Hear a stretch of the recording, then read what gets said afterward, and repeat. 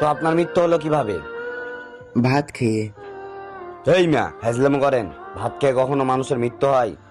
না, আমি সত্যি বলছি, ভাত খেয়ে আমার মৃত্যু হয়েছে।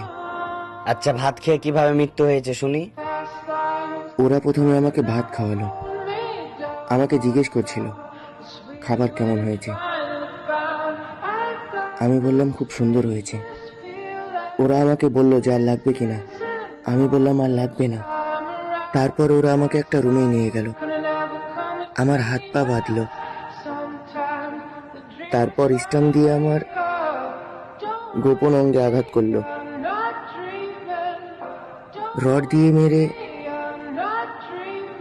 আমার হাত পায়ের আঙুলগুলো ছিন্ন বিচ্ছিন্ন করে দিল। আমি বেহুশ হয়ে গেছিলাম। আমার মুখে পানি ছিটিয়ে হোশ ফেরালো।